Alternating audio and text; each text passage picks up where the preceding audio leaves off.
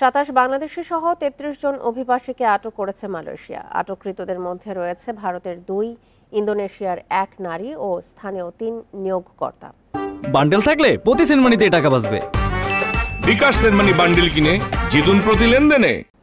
এক বিবৃতিতে এই তথ্য নিশ্চিত করেছে দেশটির অভিবাসন বিভাগ। সংস্থাটি মঙ্গলবার কুয়ালালামপুরের অন্তত 5টি এলাকায় তল্লাশি অভিযান পরিচালনা করেছে।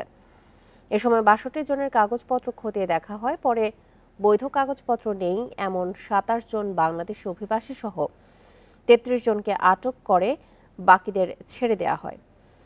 স্থানীয় নিয়োগকর্তাদের বিরুদ্ধে তদন্ত চলছে অভিবাসন আইন 1959 ও 1963 এর অধীনে।